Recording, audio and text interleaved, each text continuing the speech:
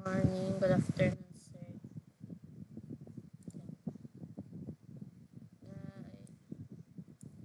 Tawag na to.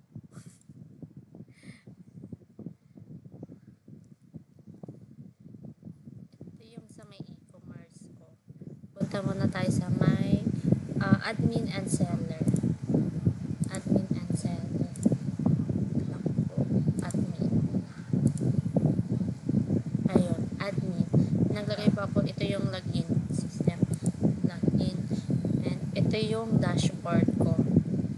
Yung dashboard ko, sir, meron itong total revenue, orders, best-selling products, and itong mga charts. Product management.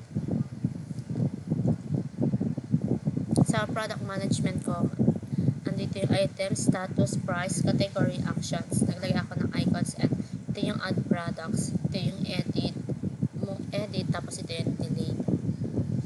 Tapos sa may status naman, merong live, out of stock, and draft.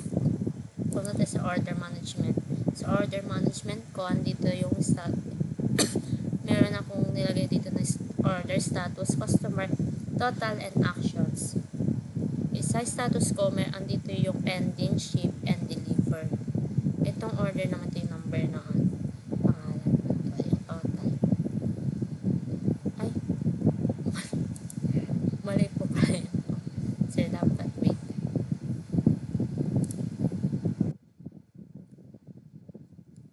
Dapat ano yun? Ano yun?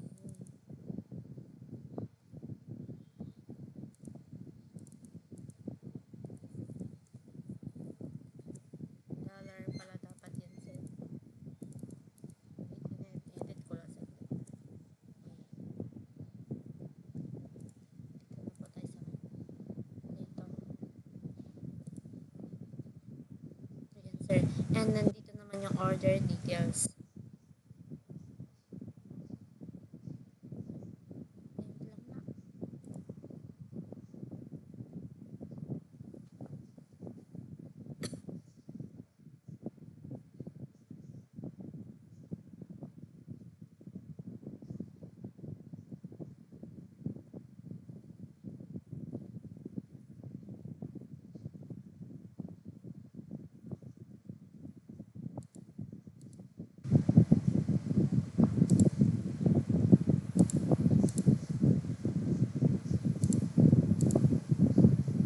Yan, order details.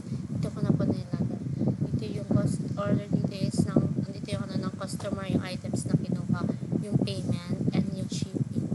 Sa customer management naman, naglagay pa ako dito ng search and filters, yung new phone purchase or history, and yung promotional message.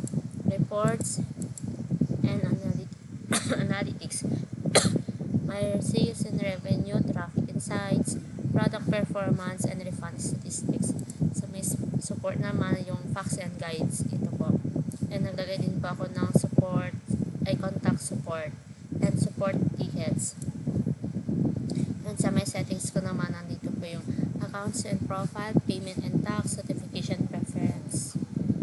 Log out. Pupunta na po tayo sa my user. Sa may user ko, ito po yung homepage. May search bar, may filters, mga banners, promotional, nandito din po yung and sa product listing, ito po yung mga product listing.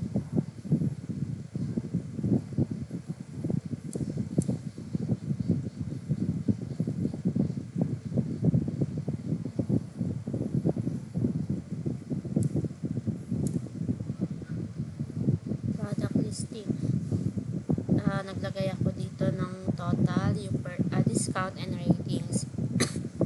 Dito sa dito sa bayan, dito yung address, yung product na, yung item na in order, price, unit price, quantity, and subtotal. Dito din kung cash on delivery pa or Gcash. Dito din yung sa may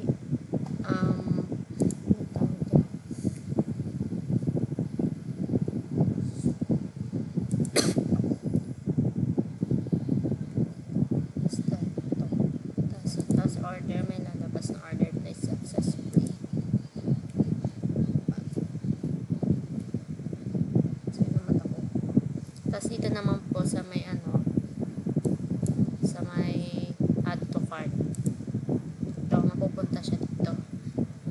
Nagdagdag na po kasi ako kaya mayroon nang nakalagay. Meron dito yung action, ay yung delayed, yung quantity and done. Yes.